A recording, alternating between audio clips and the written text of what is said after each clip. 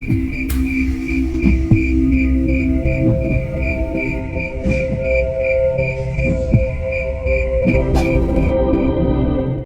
melihat sekeliling untuk memilih. Begitu juga Enggon dan Maung. "Berapa untuk kuda hitam ini?" kata Tori. "Itu adalah kuda api jiwa biru peringkat 7 dan hampir naik ke tingkat 8. Harganya cukup dengan 50 manik biru, Tuan," ucap penjual. "Aku ambil ini." Bakara, "Berikan dia 50 manik biru." "Baik, Tuan." "Nih, ambillah." Terima kasih." "Aku bayar 1 manik ungu untuk kuda api itu," kata seorang makhluk angkuh yang tiba-tiba datang. Sebut saja Borus.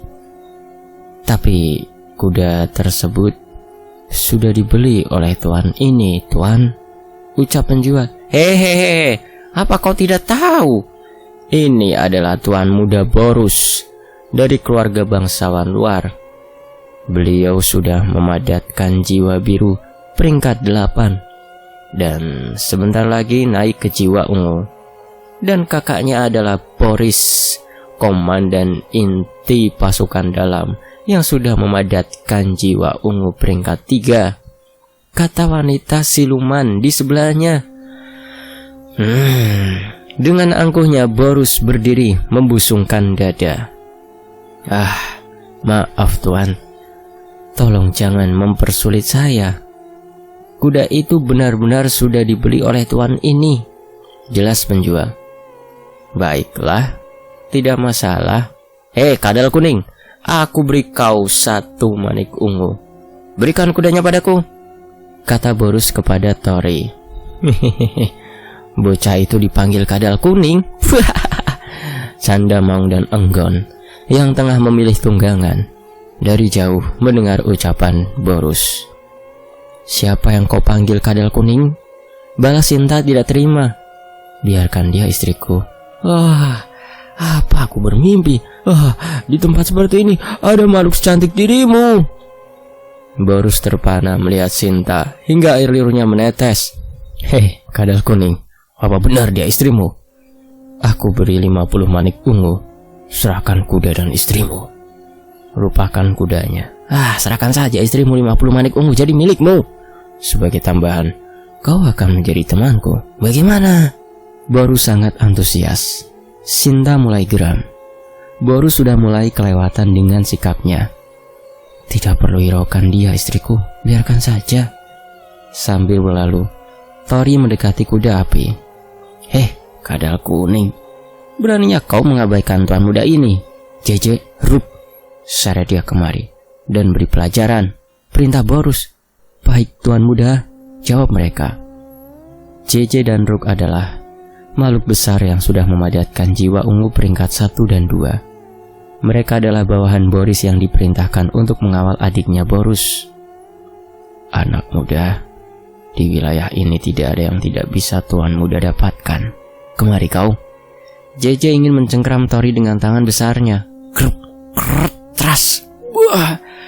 JJ kesakitan saat tangannya hancur dan terlepas dari tubuhnya saat Bakara menggenggam tangannya. Beraninya kau bertindak lancang. Bakara melotot mengerikan. JJ, kau tidak apa-apa? Rook menghampiri JJ dan seketika ketakutan saat melihat Bakara. Anda Tuan Bakara? Kata Rook gemetaran. Jangan bunuh mereka Bakara. Biarkan mereka pergi, perintah Tori. Baik Tuan. Kalian dengar, pergilah. Kami pergi, jawab Rook ketakutan. Borus lebih-lebih lagi melihat sosok setingkat jenderal yang dia singgung. Dia langsung pingsan. Konsekuensinya sangat berat menyinggung sosok seperti Bakara. Untung saja Bakara bukanlah sosok yang sebelumnya. Jika sebelum dikendalikan Tori, mungkin seluruh keluarga Borus akan dimusnahkan. Maung dan Enggon memilih tunggangan 2 ekor harimau. Tori, Sinta, dan kedua Zirah memilih tunggangan yang sama seperti Tori. Sedangkan Bakara, tunggangannya adalah seekor badak yang besar. Mereka akhirnya menuju pusat kota Jagratara untuk mendapatkan izin memasuki pegunungan nadi iblis. Perjalanan yang penuh akan bahaya menunggu mereka. Alam kerinci adalah tempat yang penuh kesombongan dan keserakahan. Sudah hal yang wajar bagi mereka yang memiliki kemampuan untuk bertindak sombong. Ada juga yang memanfaatkan koneksi, silsilah keturunan, dan jabatan untuk menindas yang lebih lemah. Meskipun tidak semua makhluk alam kerinci memiliki sifat seperti itu, tapi kebanyakan memang seperti itu penghuni alam kerinci. Beberapa waktu berlalu, perjalanan mereka menuju pusat kota Jagratara. Tunggangan mereka cukup gesit dan menghemat tenaga. Badak bertaring milik Bakara adalah makhluk yang memiliki jiwa ungu peringkat 2 dan seharga 20 manik ungu. Sedangkan tunggangan Maung dan Enggon sama-sama makhluk yang memiliki jiwa ungu peringkat 1 seharga 10 manik ungu. 100 manik putih setara 1 manik biru dan seterusnya. Sebetulnya tidak ada perbedaan antara King Soul dan pemadatan jiwa. Hanya saja King Soul tidak memiliki tingkatan. Berbeda dengan pemadatan jiwa yang memiliki beberapa tingkat. Meskipun makhluk yang memiliki pemadatan jiwa ungu tingkat 5 saat mati tetap saja hanya ada 1 King Soul ungu yang keluar. Berapapun tingkat pemadatan jiwa ungu saat mati, tetap hanya ada 1 King Soul ungu. Berlaku untuk semua jenis warna pemadatan jiwa. Berbaris, jangan saling berebut, teriak salah seorang penjaga gerbang kota Jagratara. Hiruk pikuk suasana di depan gerbang kota. Sangat ramai para makhluk berbagai bentuk dan jenis sedang berbaris ingin memasuki kota. Inilah gerbang kota Jagratara, Tuan, kata Bakara. Tempat yang bagus, ucap Tori. Maung dan Enggon terkesima melihat kemegahan bagian luar kota Jagratara. Mereka berdua bagaikan orang desa yang baru tiba di kota besar. Mari, langsung menuju gerbang. Tidak perlu ikut berbaris seperti mereka. Aku punya kewenangan di sini, Tuan. Jadi tidak perlu repot-repot harus mengantri, kata Bakara. Hei, berhenti. Dilarang membawa tunggangan masuk ke kota. Dan berbarislah, ucap penjaga gerbang menghalangi mereka. Bakara langsung turun dari badak bertaring dan menghampiri penjaga gerbang tersebut. Mau apa kau? Jangan buat keributan di sini, kata salah satu penjaga gerbang lainnya sambil mengarahkan senjatanya. Cetak, pem. Hanya dengan jentikan jari Bakara, penjaga gerbang tersebut terlempar hingga membentur dinding gerbang. Siapa yang berani buat masalah di sini? Tori dan lainnya mulai dikepung oleh beberapa prajurit yang menjaga pintu gerbang. Komandan, mereka yang mau mengacau. Kurang ajar. Minggir, siapa yang berani buat kekacauan? Kata sosok yang cukup kuat yang memiliki pemadatan jiwa ungu tingkat 6. Dia berjalan melewati kerumunan beberapa prajurit yang menghadang Bakara. Saat berhadapan dengan Bakara, nyalinya langsung ciut dan memohon ampun. Tuan Bakara, mohon maaf. Kami tidak tahu bahwa Anda yang datang. Kami tidak melihat rombongan Anda, katanya. Beri kami jalan. Tidak perlu banyak bicara, ucap Bakara. Baik, buka jalan, cepat, perintahnya. Tori dan lainnya memasuki kota. Maung dan Enggon lebih-lebih takjub lagi melihat situasi di dalam kota Jagratara. Suasana yang sungguh luar biasa. Bangunan berbagai macam bentuk ada di sana. Banyak makhluk-makhluk melakukan aktivitasnya, berdagang, tempat hiburan, bahkan ada penginapan juga. Sama seperti kota-kota pada umumnya, hanya saja lebih primitif dan berkesan asal-asalan. Apakah Tuan ingin istirahat dulu? Ucap Bakara. Tidak, langsung saja ke tujuan. Tidak perlu buang-buang waktu, balas Tori. Baiklah, kita akan pergi ke aula pendeteksi jiwa. Jika sudah diketahui berapa tingkatan pemadatan jiwa, barulah kita bisa mencari beberapa orang untuk ikut bersama kita memasuki pegunungan nadi iblis, kata Bakara. Mereka berjalan menuju tempat aula pendeteksi jiwa. Tunggangan mereka dititipkan di tempat penitipan tunggangan. Baru beberapa langkah mereka berjalan, ada beberapa kelompok menghampiri mereka dengan terburu-buru. Tunggu, panggil seseorang. Kok lagi? Mau apa? Kata Bakara. Maaf Tuan Bakara, aku mewakili seluruh keluargaku untuk meminta maaf atas kelancangan adikku sebelumnya, ucap Boris, kakaknya Borus. Oh, lupakanlah, pergi, balas Bakara. Tuan, terimalah sebagai tanda permintaan maaf kami. Ini adalah harta yang kami miliki. Boris menyodorkan kotak besar berisi beberapa kingsol. Siapa pimpinanmu? Kata Bakara. Ah, tuanku adalah Jenderal Gamon, tuan. Gamon? Pergilah sampaikan kepada Gamon untuk menemuiku segera di aula pendeteksi jiwa, kata Bakara. Baik tuan, terima kasih sudah memaafkan kami, jawab Boris dan pergi. Seperti yang sudah diketahui sebelumnya, menyinggung seorang jenderal memiliki konsekuensi yang besar. Keluarga Boris hanyalah keluarga bangsawan rendah yang berbeda di luar wilayah Jagratara. Karena ulah Borus, keluarganya harus mengalami kerugian yang tidak main-main. Hanya untuk memberikan hadiah kepada Bakara sebagai permintaan maaf, keluarga Boris harus menjual segala kekayaan yang mereka miliki. Daripada dibantai, lebih baik mengalami kerugian. Itu yang mereka pikirkan. Banyak yang tidak mengetahui Bakara, karena dia biasanya muncul dengan beberapa pasukan yang cukup banyak. Pasukannya sendiri memiliki simbol yang mudah dikenali kebanyakan orang. Sebagian pasukan Bakara sedang melakukan ekspedisi di wilayah lain. Tadinya Bakara ikut dalam ekspedisi tersebut, tapi tanpa diduga bertemu maung yang mengamuk. Saat mau melarikan diri, Bakara diperintahkan mengejarnya hanya dengan beberapa pasukan kecil. Tentunya makhluk yang mampu memberikan perintah kepada Bakara adalah sosok yang jauh lebih kuat dari Bakara, dan pastinya sosok setingkat raja. Aku tidak menyangka ada cukup banyak kingsol di sini. Bakara membuka kotak yang diberikan Boris. Ada ratusan kingsol ungu, 9 kingsol emas, dan 1 kingsol merah.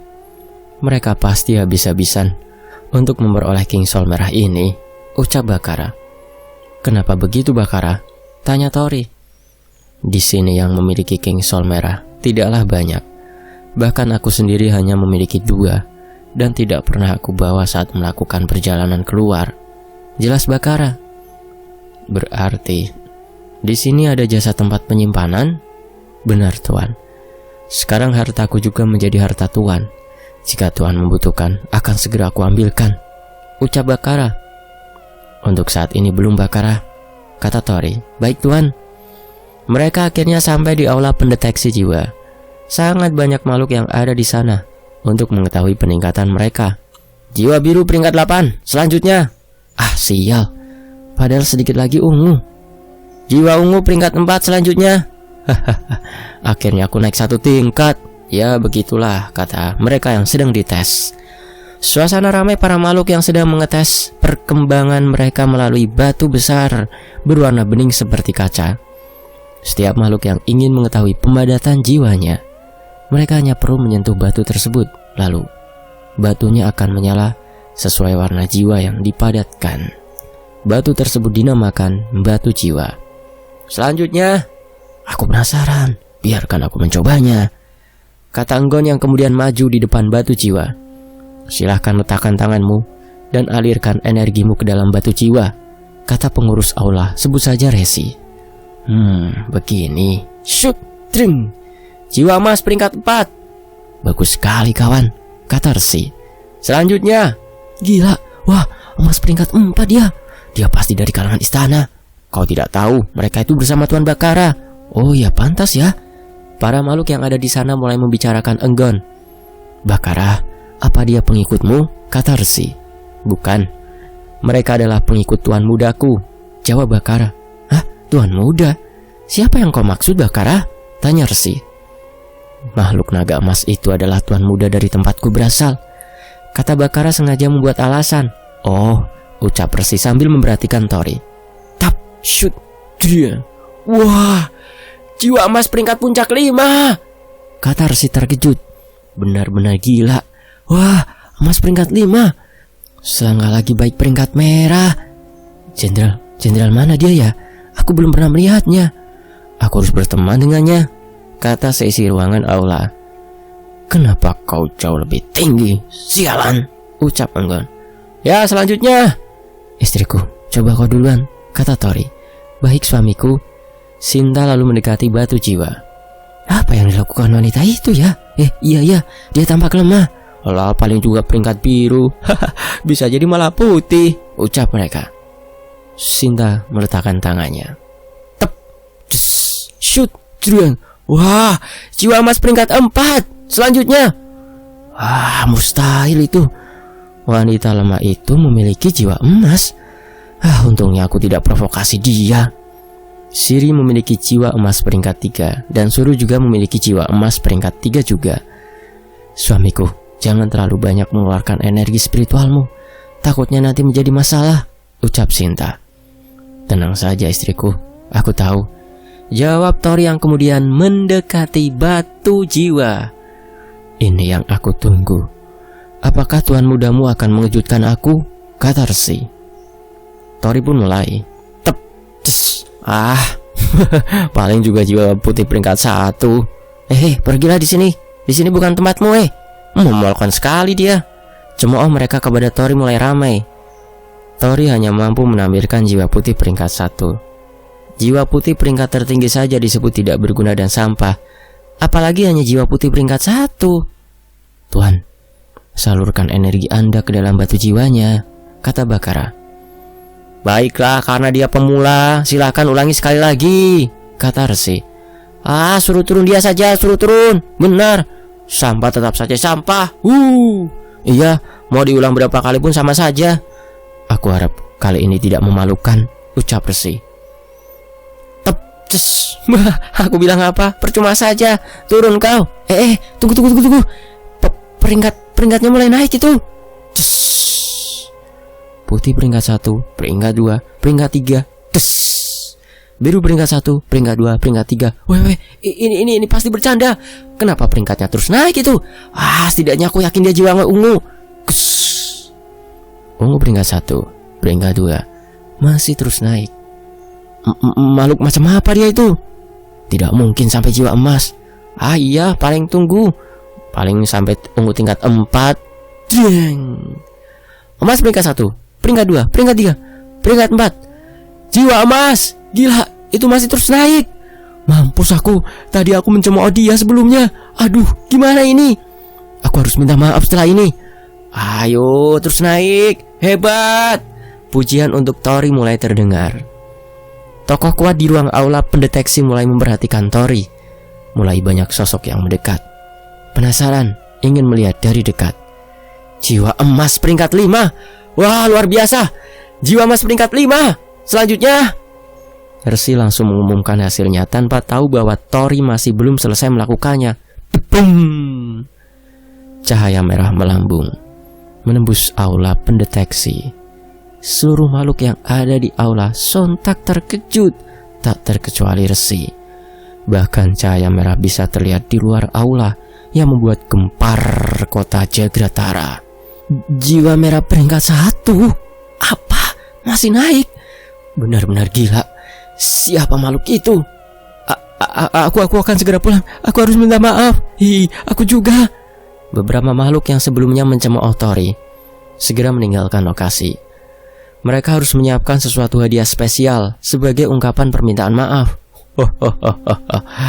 Resi, kau lihat pencapaian tuan mudaku kan? Kata Bakara bangga. Resi hanya diam 1000 bahasa. Selama dia menjabat menjadi pengurus aula pendeteksi batu jiwa, hanya sedikit yang mampu mencapai pemadatan jiwa emas. Dan tidak pernah ada yang mampu memadatkan jiwa merah selama Resi menjadi pengurus aula. Di tempat yang jauh di dalam istana Jagratara, cahaya merah yang melambung tinggi menarik perhatian sosok makhluk yang sangat kuat. Hampir 1000 tahun. Tidak pernah ada yang bisa memadatkan jiwa merah. Akhirnya muncul juga. Ucap sosok misterius. Dari jutaan lebih penghuni alam Kerinci, hanya ada kurang dari 10 sosok kuat yang memiliki jiwa merah peringkat 1. Tidak lebih dari 5 peringkat 2. Dan hanya penguasa Jagratara yang diketahui memiliki jiwa merah peringkat 3. Cahaya kebangkitan pemadatan jiwa merah bahkan bisa dilihat dari berbagai wilayah di alam Kerinci. Itu adalah momen yang sangat langka dan sangat jarang sekali terjadi. Apa yang Tori lakukan?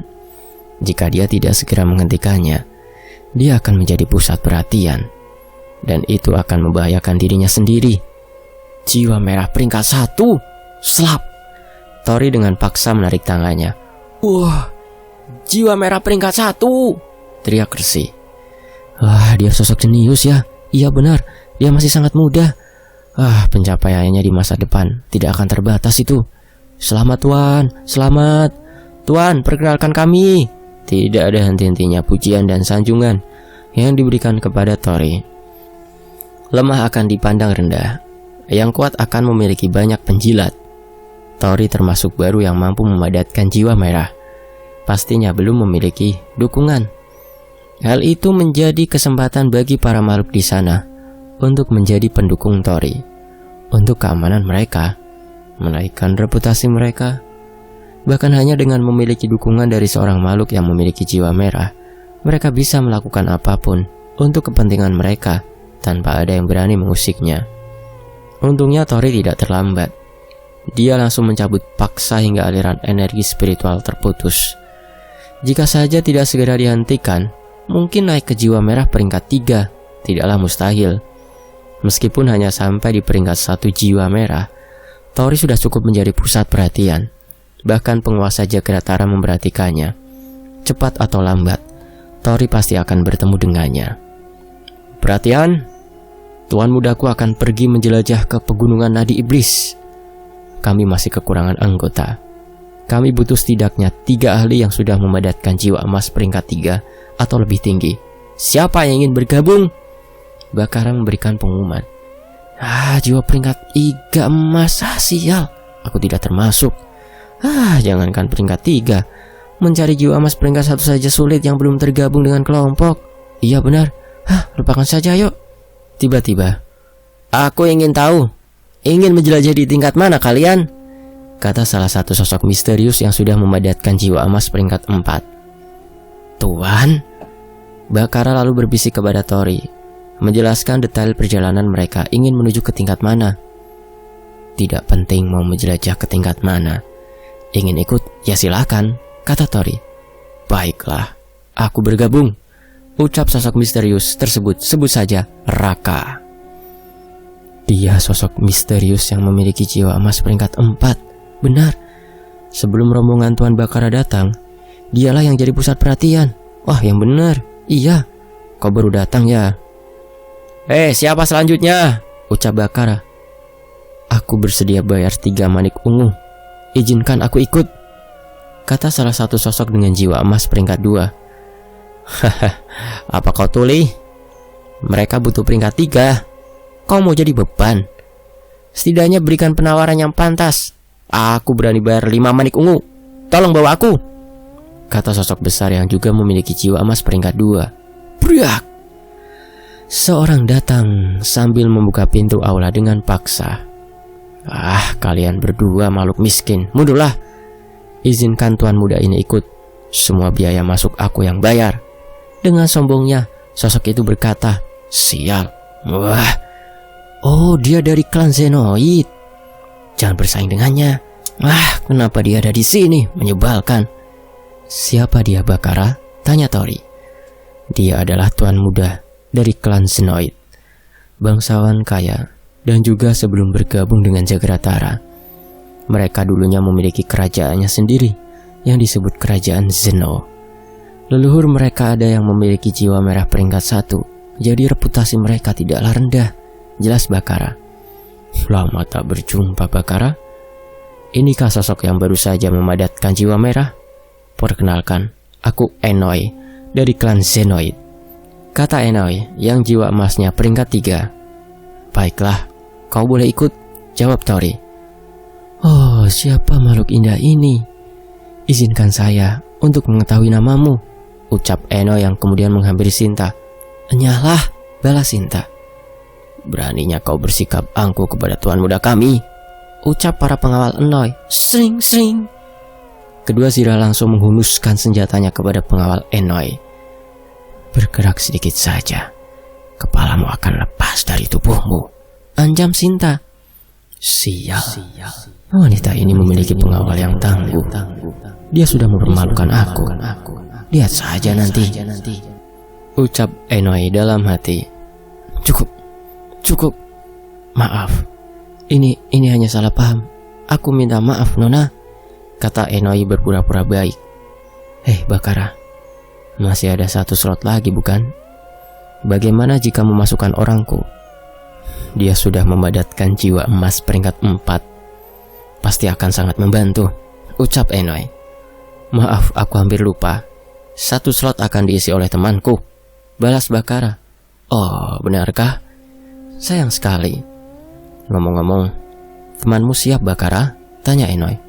Gamon, jawab Bakara. Oh, Jenderal Gamon. Bukannya dia baru memadatkan jiwa emas peringkat 3? Memangnya kenapa? Ada masalah? Tentu saja tidak. Baiklah, kapan kalian akan berangkat? Tanya Enoy. 2 hari dari sekarang. Baiklah, aku akan menyiapkan segala sesuatunya. 2 hari lagi kita bertemu di pintu gerbang pegunungan Nadi Iblis, ucap Enoy yang kemudian berlalu pergi. Tuan, Anda harus hati-hati dengannya, Bakara mengingatkan. Aku juga tidak suka dengan sikapnya, sahut Sinta. Kalian tenang saja. Jika dia bermasalah, kita tindak saja nanti, balas Tori. Tori tidak tahu jika klan Zenoid adalah kumpulan makhluk yang licik. Mereka akan menggunakan segala cara untuk mendapatkan sesuatu yang mereka inginkan. Tori sudah terlanjur menyetujui Enoy bergabung. Yang akan terjadi, biarlah terjadi. Sementara itu, 1 hari sebelum keberangkatan, Gamon akhirnya menemui Bakara. Bakara, kita bertemu lagi. Apa kau benar-benar ingin pergi ke pegunungan Nadi Iblis? Kata Gamon. Sial, aku kira kau tidak akan datang, jawab Bakara. Tentu saja aku datang. Panen yang lalu cukup banyak, pastinya aku akan ikut lagi, ucap Gamon. Gamon berasal dari klan Barba, sebuah klan dari pedalaman Jagratara. Klan Barba sebelumnya adalah klan bandit gunung sebelum ditaklukkan oleh penguasa Jagratara. Singkat cerita, 2 hari sudah berlalu. Akhirnya mereka berangkat menuju gerbang pegunungan Nadi Iblis. Enoy sudah menunggu dengan beberapa kelompok yang dia bawa. Kenapa kau membawa banyak sekali orang? Kata Bakara. Oh, mereka. Tenang saja. Mereka memiliki kelompok sendiri. Kebetulan saja mereka bertemu denganku, dan kami kesini bersama-sama, balas Enoy. Baiklah, ayo, segera berangkat, ucap Tori. Tunggu dulu. Mengenai pembagian hasilnya, karena biaya masuk aku yang menanggungnya, aku minta bagian 40%-nya. Bagaimana? Kata Enoy. Kau? Tori menghentikan Bakara saat ingin berucap. Kita bayar sendiri-sendiri biaya masuknya. Untuk hasilnya ditentukan sesuai kontribusinya. Ayo, jangan buang-buang waktu lagi, balas Tori.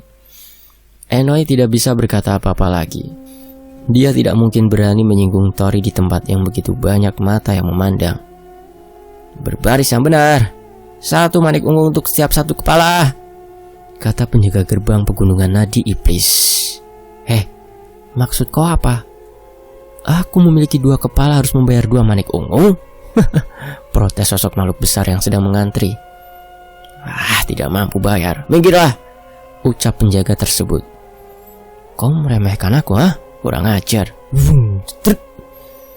Alih-alih ingin mengancam penjaga gerbang dan ingin memukulnya dengan senjata berat, sosok berkepala 2 itu tiba-tiba terpental hanya dengan sekali serangan.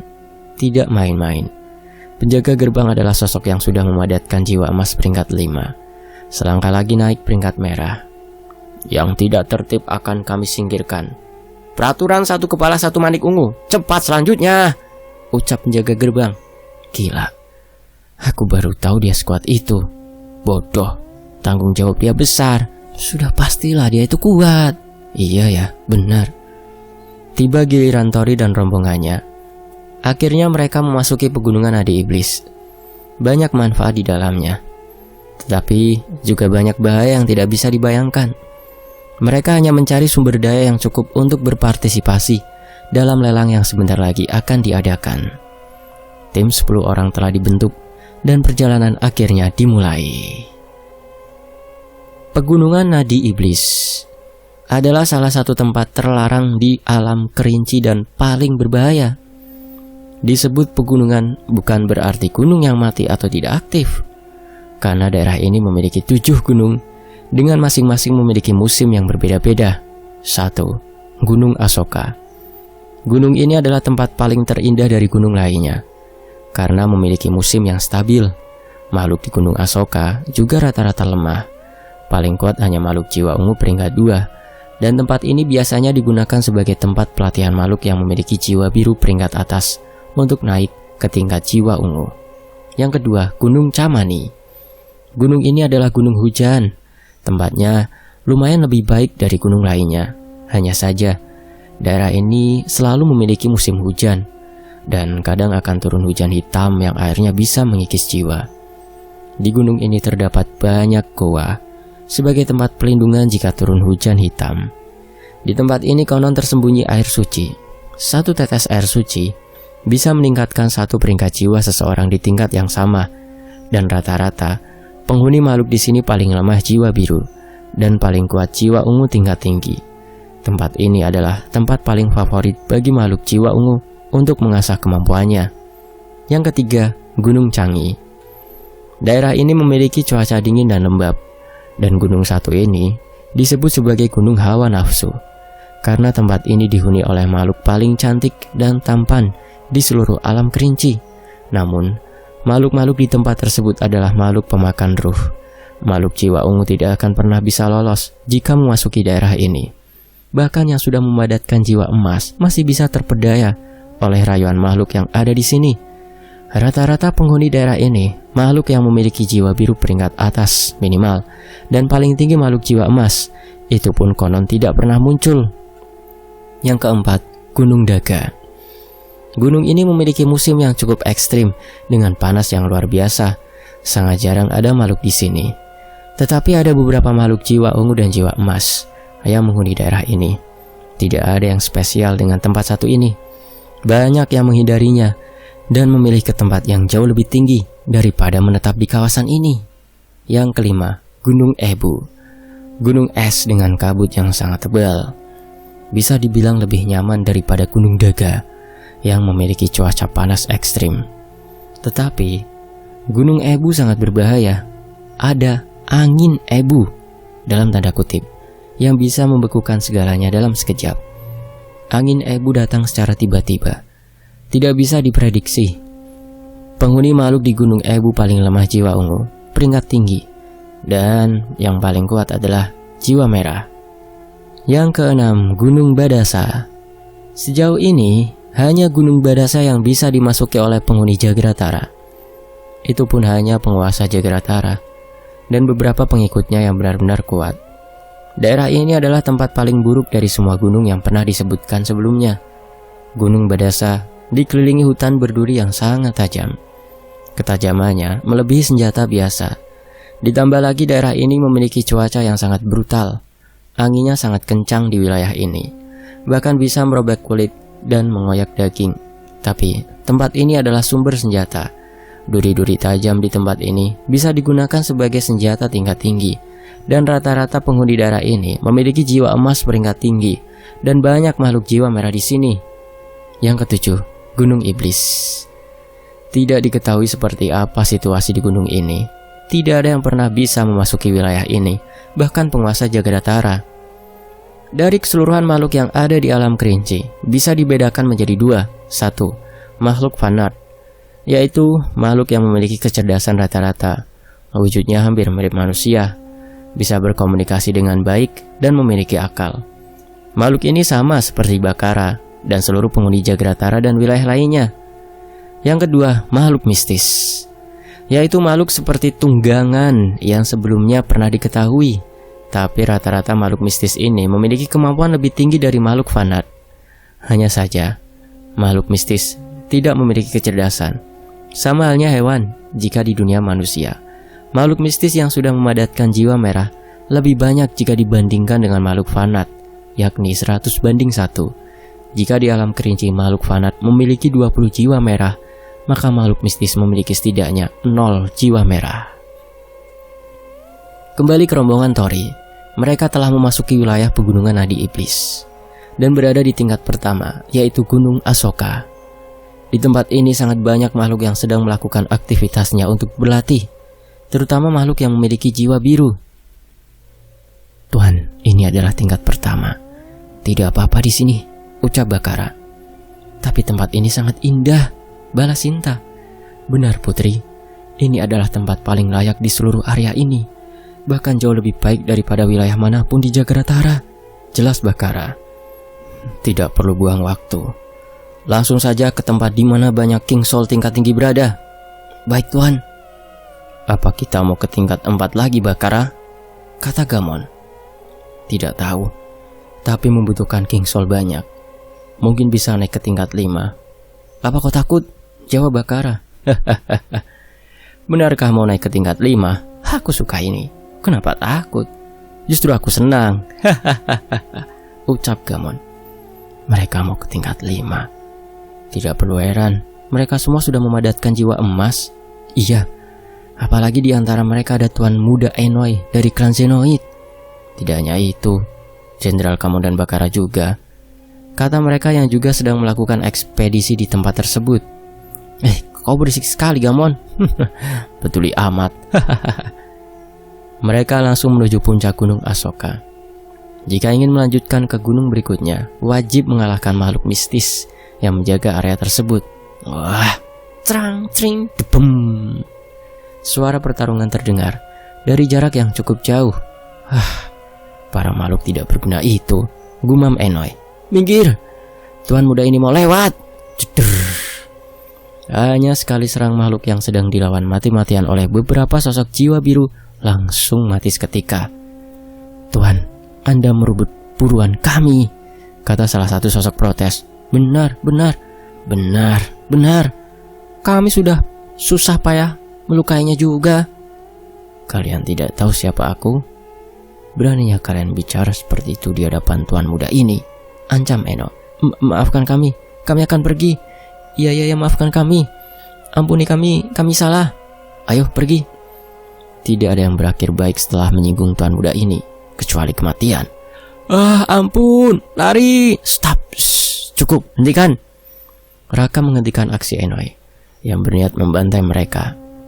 "Kalian pergilah, ambil jiwa ungu itu dan pergi," kata Raka.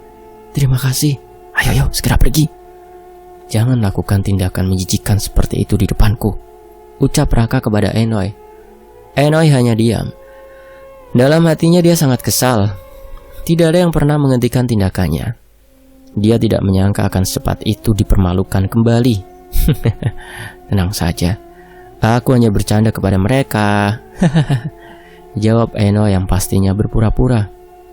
"Bakara, jika penjaga wilayah ini mati, bukannya tidak ada yang menjaganya lagi?" tanya Tori. "Benar Tuan, tetapi setelah penjaga di sini mati, akan segera ada penggantinya," jawab Bakara. "Maksudnya bagaimana? Kadang aku bingung apa yang kau katakan," sahut Enggon. "Itu karena otak kau kecil Enggon, makanya kau bodoh," ucap Mau. "Apa kau bilang?" "Shit, kita masuk dulu. Ini adalah portal menuju ke tingkat selanjutnya," kata Bakara. Di tengah candaan Maung dan Enggon, tiba-tiba portal terbuka. Shoot, portal tersebut adalah pintu masuk menuju ke wilayah yang lebih tinggi. Portal terbuka saat penjaga wilayah tersebut terbunuh, dan hanya bisa dimasuki oleh 10 makhluk saja. Setelah portal dimasuki, kemudian dari dalam portal akan keluar sosok mengganti untuk menjadi penjaga baru wilayah itu. Setelah memasuki portal, mereka tiba di wilayah selanjutnya Gunung Camani. Tempat ini cukup berbahaya bagi jiwa emas sekalipun. Jika terus-menerus terkena hujan hitam, jiwanya akan terkikis, bahkan bisa menurun dari emas hingga kembali ke ungu. Saat mereka memasuki portal, mereka tiba di goa. Kebetulan saat itu adalah musimnya hujan hitam. Jadi ada beberapa kelompok yang juga ada di goa tersebut, sedang menunggu hujannya berganti. "Tuan, jika beruntung di sini bisa mendapatkan air suci. Setetes air suci bisa meningkatkan 1 peringkat jiwa seseorang. Hanya meningkatkan peringkat saja tidak bisa sampai menerobos ke jiwa berikutnya," konon penguasa Jagratara bisa memiliki jiwa merah peringkat 3 karena mendapatkan air suci ini, Tuan. Jelas Bakara. Berarti sebelumnya penguasa Jagratara peringkat 2 jiwa merah? Ucap Tori. Lebih tepatnya peringkat 1 jiwa merah. Naik peringkat kedua saat minum air suci. Dan naik peringkat ketiga saat penguasa Jagratara mengalami situasi hidup dan mati saat berada di Gunung Badasa yang berada di tingkat 6. Jelas Gamon. Dari mana kau dapat informasi tersebut, Gamon? Tanya Bakara. Kakakku, kepala suku Barba sebelumnya. Dia adalah bawahan langsung penguasa Jagratara. Kakakku juga telah memadatkan jiwa merah saat itu. Kemudian Gamon menjelaskan. Kakak Gamon adalah kepala suku klan Barba. Dia adalah anak buah penguasa Jagratara saat itu. Setelah keberhasilannya penguasa Jagratara menaklukkan wilayah tingkat 6, penguasa Jagratara kembali lagi ingin memasuki tingkat 7 Gunung Iblis. Tapi sayangnya, tidak pernah ada kabar lagi. Kakak Gamon dan beberapa pengikut penguasa Jagratara lainnya tidak pernah kembali lagi. Hanya penguasa Jagratara saja yang kembali. Tidak ada yang berani menanyakan kepadanya apa yang sebenarnya terjadi. Dan sampai saat itu, Gunung Iblis menjadi tempat paling misterius dan tidak diketahui seperti apa di dalamnya. Sementara itu, di sebuah goa yang cukup besar, sekiranya ada 4 tim dan menjadi 5 tim termasuk rombongan Tori. Satu tim terdiri 10 orang. Awalnya ada 4 tim dan itu sudah cukup sesak. Ditambah dengan rombongan Tori, pastinya gua tersebut semakin sesak. Mereka yang tiba lebih dulu pastinya tidak senang dengan kehadiran rombongan Tori. Perselisihan pun terjadi. Tempat ini sudah penuh.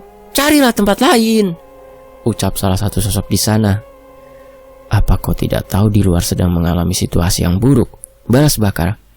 Apa peduli kami? Kalian baru tiba di sini. Tinggalkan tempat ini sebelum aku bertindak kasar, kata sosok tersebut.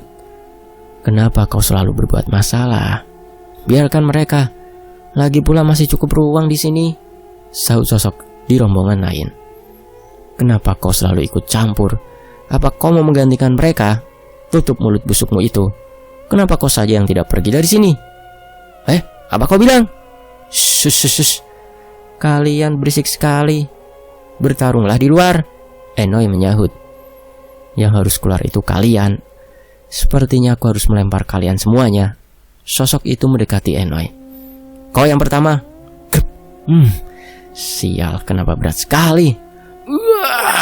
Sosok itu menggenggam pundak Enoy. Meskipun Enoy jauh lebih kecil, sosok itu bahkan tidak mampu menggeser Enoy. Sial, kau membuatku marah. Sosok itu kesal dan merasa malu. Dia akhirnya menyerang Enoy. Sak, debruk. Tubuh besar sosok tersebut terpotong beberapa bagian dan langsung melebur. Dasar bodoh, miskin pula, ucap Enoy sambil mengambil King Soul dan beberapa bawaan yang dibawa makhluk itu, kemudian merapikan pakaiannya. Beberapa kelompok yang ada di dalam gua terkejut. Enoy bahkan tidak bergerak dari posisinya. Ruangan ini tempat kami. Kalian semuanya segera tinggalkan tempat ini sebelum bernasib sama seperti dia, ancam Enoy. Cukup. Tidak perlu berlebihan. Aku juga tidak suka sikapnya. Tapi itu tidak ada hubungannya dengan mereka. Biarkan mereka tetap di sini, ucap Mao. Siapa kau ini berani memerintah tuan muda ini? Jawab Enoy angkuh. Sikapmu semakin kesini membuatku muak. Biar aku sobek mulutmu itu, sahut Enggon. Hentikan Enggon, biarkan saja, cegah Mao. Lebih baik kau keluar jika buat masalah. Biarkan mereka tetap di sini. Masih ada cukup ruang untuk kita, ucap Tori. Baiklah. Jika sosok agung yang sudah memadatkan jiwa merah menasihati, tentunya aku akan patuh, tuan muda. Balas Enoy yang sengaja menyebarkan informasi tentang dirinya. Apa? Jiwa merah? Untung saja aku tidak terprovokasi mereka. Sungguh sial makhluk besar itu. Iya, ayo kita pergi saja. Apa maksudmu mengatakan itu kepada tuan mudaku? Pemadatan jiwa itu bersifat pribadi di sini. Kenapa kau malah sengaja membeberkannya? Ucap Bakar mulai kesal. Tidak perlu ada yang dikhawatirkan. Siapa yang berani macam-macam dengan kita? Bukan begitu Tuan Thor? Plak, jedum. Belum sempat selesai bicara, Sinta menamparnya hingga terpental menabrak dinding gua.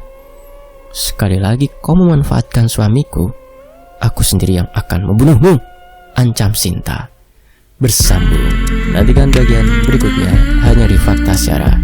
Mohon maaf kalau ada salah ejaan atau salah kata. Fakta Sejarah pamit. Terima kasih untuk Kak Sinta Diari. Terima kasih juga buat teman-teman yang sudah menyimak sejauh ini di Fakta Sejarah.